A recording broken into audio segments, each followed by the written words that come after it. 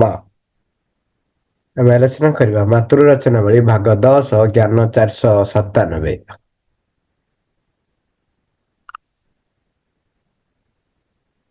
497 ରୁ 499। ଜ୍ଞାନ 497 କହୁଛନ୍ତି ଦୁଃଖ ହେଉଛି ଆନନ୍ଦର ଓଲଟା ପାଖ ଓ ତାହା ଲାଗି ଏକ ତାଲିମ ବୋଲି ମୁଁ ଯେତେବେଳେ ଜାଣିବାକୁ ପାଇଲି ସେତେବେଳେ ମୁଁ ନିଜ ଉପରେ ମାଡ଼ ପରେ ମାଡ଼ ଆଣି ଜମା କରିଦେବାକୁ ଲାଗିଲି ଏବଂ ମୋ ସତ୍ତାର ପ୍ରତ୍ୟେକ ଅଂଶରେ ଯନ୍ତ୍ରଣା ଭୋଗର ବୃଦ୍ଧି ଘଟାଇଲି। ଏପରିକି ପ୍ରଭୁଙ୍କର ଉତ୍ପୀଡ଼ନ ଗୁଡ଼ାକ ମଧ୍ୟ ମୋତେ ମନ୍ଥର, କିଞ୍ଚିତ ଏବଂ ନିଷ୍ଫଳ ପ୍ରାୟ ବୋଧ ହେଉଥିଲା। ତାପରେ ପରମ ପ୍ରେମିକ ଆସି ମୋର ହାତକୁ ଅଟକାଇ ରଖିଲେ ଏବଂ ବଡ଼ ପାଟିରେ କହିଲେ, ଏଥର ବନ୍ଦ କର, କାରଣ ମୋର ପ୍ରହାର ଗୁଡ଼ିକ ହିଁ ତୋ ଲାଗି ଯଥେଷ୍ଟ ହେବ।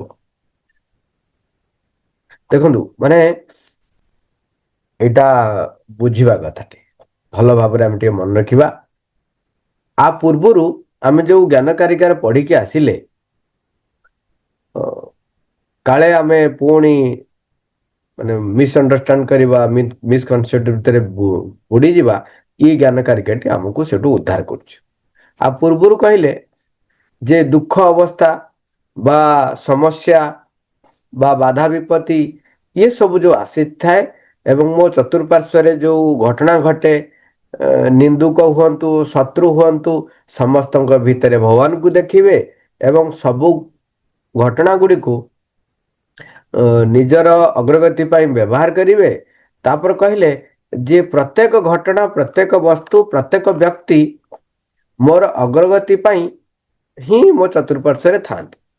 ତାପରେ କହିଲେ ଯୋଉଟା ଆମେ ପୂର୍ବରୁ ପଢିଥିଲେ, କହିଲେ ଯେ ଦୁଃଖ, ନିର୍ବୋଧତା, ନୃଶଂସତା, ଅନ୍ୟାୟ ଆଉ ଯୋଉଗୁଡାକ ଯନ୍ତ୍ରଣା, ଏଗୁଡାକୁ ଆଗରୁ ମୁଁ ଯୋଉ ଭାବୁଥିଲି ଯେ ସେମାନେ ମତେ ହଇରାଣ କରନ୍ତି ବା ଇଏ କରନ୍ତି, ମୁଁ ଦେଖିଲି ସେମାନେ କହୁଛନ୍ତି କଣ ନା ସେଗୁଡାକ ମତେ ପରିପୂର୍ଣ୍ଣତା ଅର୍ଜନ କରିବା କ୍ଷେତ୍ରରେ ସାହାଯ୍ୟ କରନ୍ତି। ଯଦି ପରିପୂର୍ଣ୍ଣତା ଅର୍ଜନ କ୍ଷେତ୍ରରେ ସାହାଯ୍ୟ କରନ୍ତି, ତାହେଲେ ଏଇଠି ଲୋକେ ଭୁଲରେ ବୁଝିବେ କଣ, ତାହା ମାନେ ମୁଁ ସେଇ ଦୁଃଖକୁ, ସେଇ ଯନ୍ତ୍ରଣାକୁ ଡାକିଦେବି। ହଁ, ମୋ ପାଖକୁ ଦୁଃଖ ଯନ୍ତ୍ରଣା ଆସୁ, କାହିଁକି ନା ମୁଁ ଅଧିକ ପରିପୂର୍ଣ୍ଣ ଅର୍ଜନ କରିବି, ଅଧିକ ଶୀଘ୍ର ଅଗ୍ରଗତି କରିବି। ଏଇ ଧାରଣାଟା ଆମ ଭିତରେ ବି ଆସେ। ସେଇ ଧାରଣାଟାକୁ ଆମ ଭିତରୁ କାଟି ଦବାକୁ ପଡିବ। ସେଥିପାଇଁ ଜ୍ଞାନ 497 କଣ କହୁଛି, ସେଇଟା କହୁଛନ୍ତି, କଣ କହୁଛନ୍ତି ଯେ ଯୋଉ ଦୁଃଖ ଆଉ ସେଟା ହଉଛି କଣ, ଆନନ୍ଦର ବିପରୀତ ପାର୍ଶ୍ୱରେ। ଆଉ ମୁଁ ଦେଖିଲି କଣ ନା ଦୁଃଖ ଯନ୍ତ୍ରଣା ଇଏ ସବୁ ମତେ ଭଗବାନଙ୍କର ନିକଟତର କରାଉଛି। ତେଣୁ ମୁଁ ନିଜ ଉପରେ ତାକୁ ଆଣି ଜମା କରିଦେଲି, ନିଜ ଉପରେ ମାଡ଼ ପରେ ମାଡ଼ ଆଣି ଜମା କରିଦେବାକୁ ଲାଗିଲି। ତାମାନେ ଆମ ଭିତରେ ଗୋଟେ ଭାବ ଆସିଯାଏ, ଯୋଉମାନେ ଧରା ଯୋଉ ଭକ୍ତି ଭାବରେ ଥାନ୍ତି, ଯେମିତି କହନ୍ତି ଯେ ଆମେ ଦେଖିଲେ ଅନେକ ଉଦାହରଣରେ ଦେଖିଲେ, ଯେମିତି ମୀରାବାଇଙ୍କର ମାଉସୀଙ୍କ କଥା ଉଦାହରଣ ପ୍ରାୟତଃ ପ୍ରଚଳିତ ରହିଛି, ଯେ ଗୋଟେ ମାଉସୀ କହିଲେ ତାଙ୍କ ସ୍ଵାମୀ ତାଙ୍କୁ ବହୁତ ଯନ୍ତ୍ରଣା ଦିଅନ୍ତି, ବାଢାନ୍ତି, ପୂଜା କରିବାକୁ ଦିଅନ୍ତି ନାହିଁ। ସେ କହିଲେ କଣ, ଦେଖ ଏମିତି ଏକ ସ୍ଵାମୀ ମତେ ଦେଇଛନ୍ତି ଯଦ୍ଵାରା ମୁଁ ଭଗବାନଙ୍କୁ ଟିକେ ବି ଭୁଲି ପାରୁନାହିଁ। କାହିଁକିନା ସେ ଯେତେବେଳେ ଯନ୍ତ୍ରଣା ଦଉଛନ୍ତି, ସେତେବେଳେ ମୁଁ କୃଷ୍ଣଙ୍କୁ, ଭଗବାନଙ୍କୁ ଡାକିବା ଛଡା ମୋ ପାଖରେ କିଛି ଉପାୟ ନାହିଁ। ତେଣୁ ମୁଁ ସବୁବେଳେ ଭଗବାନଙ୍କୁ ମନେ ପକଉଛି। ତେଣୁ ଆମେ କଣ କରନ୍ତି, ଯୋଉମାନେ ଟିକେ ଭାବପ୍ରବଣ ବ୍ୟକ୍ତି, ଅଧିକ ଭାବପ୍ରବଣ ହେଇ କହନ୍ତି ତାହେଲେ ମୋ ଜୀବନରେ ଏମିତି ଦୁଃଖ ଯନ୍ତ୍ରଣା ବାରମ୍ବାର ଆସୁଥାଉ, କାହିଁକିନା ଦୁଃଖ ଯନ୍ତ୍ରଣା ନ ରହିଲେ ମୁଁ ଭଗବାନଙ୍କୁ ଭୁଲି ଯାଉଛି, ତେଣୁ ଏଇଟା ମୋ ପାଖରେ ରହୁ। ସେଇ କଥାଟିକୁ ନ କରିବା ପାଇଁ ଏଠି କହୁଛନ୍ତି। କହୁଛନ୍ତି କଣ ନା ଏପରିକି ପ୍ରଭୁଙ୍କର ଉତ୍ପୀଡ଼ନ ଗୁଡାକ ମଧ୍ୟ ମୋତେ ମନ୍ଥର, କିଞ୍ଚିତ ଏବଂ ନିଷ୍ଫଳ ପ୍ରାୟ ବୋଧ ହୋଇଥିଲା। ତାପରେ ପରମ ପ୍ରେମିକ ଆସି ମୋର ହାତକୁ ଅଟକାଇ ରଖିଲେ ଏବଂ ବଡ ପାଟିରେ କହିଲେ, ଏଥର ବନ୍ଦ କର, କାରଣ ମୋର ପ୍ରହାର ଗୁଡିକ ହିଁ ତୋ ଲାଗି ଯଥେଷ୍ଟ ହେବ। ତାମାନେ ଆମକୁ ଏଠି ସଚେତନ କରେଇ ଦଉଛନ୍ତି, ନିଜ ଆଡୁ ନିଜେ ଡାକି କରି ଯନ୍ତ୍ରଣାକୁ ଡାକ ନାହିଁ, ଦୁଃଖକୁ ଡାକ ନାହିଁ, ବାଧା ବିପତ୍ତିକୁ ଡାକ ନାହିଁ। ବାଧା ବିପତ୍ତି ଯନ୍ତ୍ରଣା ଦୁଃଖ ଯାହା ଆସିଲା ତାକୁ ବ୍ୟବହାର କରି ପାହାଚ ସଦୃଶ ତା ଉପରେ ପାଦ ଥାପି ଆମେ ଊର୍ଦ୍ଧ୍ୱକୁ ଚଢିଯିବା, ଏଇଟା ଠିକ। କିନ୍ତୁ ତାକୁ ଡାକ ନାହିଁ। ଯେତିକି ଯେତିକି ମୋର ସାମର୍ଥ୍ୟ ରହିଛି ସେଇ ଅନୁସାରେ ମୋ ଚତୁଃପାର୍ଶ୍ୱରେ ଘଟଣା ଗୁଡ଼ିକ ସଜା ହଉଛି। ଠିକ ଅଛି, ମୁଁ ଅଧିକ ଡାକିକି ନିଜ ଉପରେ ବୋଝ ବଢେଇବି ନାହିଁ, କାହିଁକିନା ସେତିକି ଯଥେଷ୍ଟ। ଯେତିକି ମୋର ସାମର୍ଥ୍ୟ ରହିଛି ସେଇ ସାମର୍ଥ୍ୟକୁ ଓଭରକମ୍ କରିବା ପାଇଁ ମୋ ଚତୁଃପାର୍ଶ୍ୱରେ ବ୍ୟବସ୍ଥା କରାହଉଛି। ଦେଖନ୍ତୁ, ଯାହା ଜୀବନରେ ଯେତିକି ଦୁଃଖ କଷ୍ଟ ଆସୁଛି, ପ୍ରଥମ କଥା ହେଲା ମୁଁ ତାକୁ କେବେ ନା କେବେ ଆମନ୍ତ୍ରଣ କରିଥାଏ ବା ଡାକିଛି। ଦ୍ୱିତୀୟ କଥା ହେଲା ମୋର ସାମର୍ଥ୍ୟ ଅନୁସାରେ ତା ଯେତିକି ମୁଁ ବିଜୟ ହାସଲ କରିପାରିବି, ଯାହା ଉପରେ ମୁଁ ନିୟନ୍ତ୍ରଣ ହାସଲ କରିପାରିବି, ସେତିକି ହିଁ ବାଧା ବିପତ୍ତି ମୋ ଚତୁଃପାର୍ଶ୍ୱରେ ରହେ। ତୃତୀୟ କଥା ହେଲା କେତେ ଜଣଙ୍କର ଏଇ ଦୁଃଖ ଯନ୍ତ୍ରଣା ପ୍ରତି ଏକ ଅଜ୍ଞାନତା ବଶତଃ ପ୍ରେମ ଭାବ ଥାଏ, ସେମାନେ ଡାକନ୍ତି ତାକୁ। ଇଏ ସବୁ ବାଦେ ପୁଣି ମୁଁ ଅଗ୍ରଗତି ମୋର ଅଧିକ ହବ ବୋଲି ଭାବି ଆହୁରି ଦୁଃଖ ଯନ୍ତ୍ରଣା କାହିଁ ଡାକିବି ନାହିଁ। ଏ ହଉଛି ଆମର ଆସ୍ପୃହା ରହିବ କଣ ପ୍ରକୃତରେ? ଆସ୍ପୃହା ରହିବ ମା ତୁମେ ମୋ ସହିତ ସବୁବେଳେ ରୁହ, ଯୋଉ ଯୋଉ ଘଟଣା ମୋ ଚତୁଃପାର୍ଶ୍ୱରେ ଘଟୁଛି ତାକୁ ଯେପରି ମୁଁ ଅଗ୍ରଗତି ନିମନ୍ତେ ବ୍ୟବହାର କରିପାରିବି ସେତିକି ମତେ ପରିଚାଳିତ କରାଅ, କୃପାଦି କର, ମୋ ସହିତ ରହି ତାକୁ ସମ୍ମୁଖୀନ ହବା ପାଇଁ ସାହସ ଦିଅ, ଶକ୍ତି ସାମର୍ଥ୍ୟ ଦିଅ। କିନ୍ତୁ କେବେ ବି ଦୁଃଖକୁ ଡାକିବି ନାହିଁ, ଯନ୍ତ୍ରଣାକୁ ଡାକିବି ନାହିଁ। ଯେମିତି କଥାରେ କହନ୍ତି କଣ, ଯେହେତୁ ମୁଁ କୁନ୍ତି କହିଲେ କଣ, ମୁଁ କାଳେ ତମକୁ ଭୁଲିଯିବି, ତେଣୁ ତମେ ମତେ ଦୁଃଖ ଦିଅ। ଇଏ ହଉଛି ଗୋଟେ ଭକ୍ତି ଭାବ ପ୍ରବଣରେ ବେଳେ ବେଳେ ଏକ ଆସେ, କିନ୍ତୁ ଏଠି ଶ୍ରୀଅନ୍ନ ମନା କରୁଛନ୍ତି ଏଥର ବନ୍ଦ କର, କାରଣ ମୋର ପ୍ରହାର ଗୁଡ଼ିକ ହିଁ ତୋ ଲାଗି ତ ଯଥେଷ୍ଟ ହେବ। ଆଉ ଥରେ ମନେ ରଖିବେ କଣ ନା, ଯେତିକି ବାଧା ବିପତ୍ତି ଆସେ ସେ ସାମର୍ଥ୍ୟ ବି ମତେ ମୋର ସାମର୍ଥ୍ୟ ଅନୁସାରେ ଆସେ। କୌଣସି 2 କ୍ଲାସ ପିଲାଙ୍କୁ କେବେ ବି +2 ପାଠ ଦିଆଯାଏ ନାହିଁ। ପ୍ରଥମେ ଅକ୍ଷର ଶିଖୁଥିବା ବ୍ୟକ୍ତିକୁ ବା ପିଲାଟିକୁ କେବେ ବି କୁହାଯାଏ ନାହିଁ ପୁରା ବାକ୍ୟଟି ଲେଖ। ତେଣୁ ସାମର୍ଥ୍ୟ ଅନୁସାରେ ବାଧା ବିପତ୍ତି ମୋ ପାଖକୁ ଆସେ, ସେତିକି ଯଥେଷ୍ଟ, ତାଠୁ ଅଧିକ ତମେ ଚାହୁଁ ନାହିଁ। ତାପରେ କହୁଛନ୍ତି ଜ୍ଞାନ 498ରେ, ପ୍ରାଚୀନ କାଳର ବୈରାଗୀ ଏବଂ ପଶ୍ଚାତାପୀ ମାନଙ୍କର ଯାବତୀୟ ଆତ୍ମ ଉତ୍ପୀଡ଼ନକୁ କେବଳ ବିକୃତ ଏବଂ ନିର୍ବୋଧତା ପୂର୍ଣ୍ଣ ବୋଲି କୁହାଯିବ। ତଥାପି ସେମାନଙ୍କର ସକଳ ବିକୃତତାର ପଶ୍ଚାତରେ ଜ୍ଞାନର ଏକ ପ୍ରଚ୍ଛନ୍ନ ଆତ୍ମା ଅବସ୍ଥିତ ହୋଇ ରହିଥିଲା। ଜ୍ଞାନ 499ରେ କହୁଛନ୍ତି, ପ୍ରଭୁ ହେଉଛନ୍ତି ଆମର ପ୍ରଜ୍ଞାଶାଳୀ ଓ ପରିପୂର୍ଣ୍ଣ ବନ୍ଧୁ, କାରଣ କେତେବେଳେ ଆଘାତ କରିବାକୁ ହେବ ଓ କେତେବେଳେ ଆଦର କରିବାକୁ ହେବ, କେତେବେଳେ ଆମକୁ ସଂହାର କରିବାକୁ ହେବ ଅଥବା ରକ୍ଷା କରିବାକୁ ହେବ ଓ ସହାୟତା ପ୍ରଦାନ କରିବାକୁ ହେବ, ସେ କଥା ତାଙ୍କୁ ଅବଶ୍ୟ ଜଣା ଅଛି। ଏଇଗୁଡାକ ଆମେ ମନେ ରଖିବା। ଆଗରୁ 498ରେ କଣ କହିଲେ? ପ୍ରାଚୀନ କାଳର ବୈରାଗୀ ଏବଂ ପଶ୍ଚାତାପୀ ମାନଙ୍କର ଭୁଲ ଘଟିଛି ବା ମୋର ଅନୁତାପ କରିବାର ଅଛି ବୋଲି କଣ କରନ୍ତି, ସେତେବେଳେ ନିଜକୁ ନିଜେ ଦଣ୍ଡ ଦିଅନ୍ତି। ବୈରାଗୀ ମାନେ ଯେମିତି ଏଇ ଶରୀର, ଏଇ ପ୍ରାଣ, ଏ ମନ ମତେ କଣ କରୁଛି ନା ଖରାପ ବାଟକୁ ନେଇଯାଉଛି, ତେଣୁ ତାକୁ କଷ୍ଟ ଦିଅନ୍ତି, ଯନ୍ତ୍ରଣା ଦିଅନ୍ତି, ଯଦ୍ୱାରା ସିଏ ମାଡି ମକଚି ହେଇକି ଚାପି ହେଇକି ରହିବ।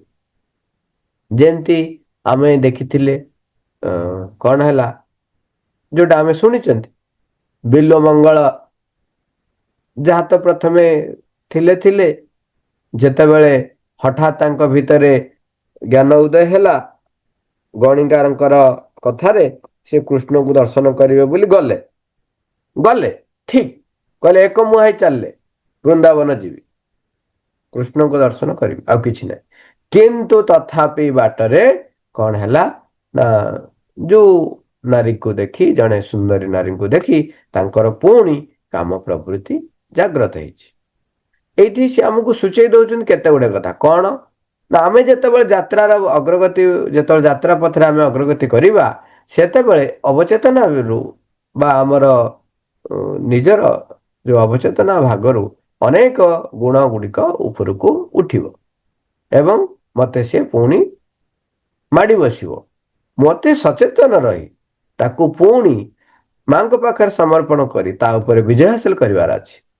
ହଁ, ସେଠି ସିଏ କଣ କଲେ, ତାପରେ ପୁଣି ଯେତେବେଳେ ସେ ତ ଗଲେ, ଯାଇକି ସେ ଗୃହସ୍ଥଙ୍କୁ କହିଲେ ଯେ କଣ ଭିକ୍ଷା, ନା ମୋର ଭିକ୍ଷା ହଉଛି ଏୟା ଯେ ତୁମ ପତ୍ନୀ ଙ୍କ ପ୍ରତି ମୋର ମନ ବଳିଛି।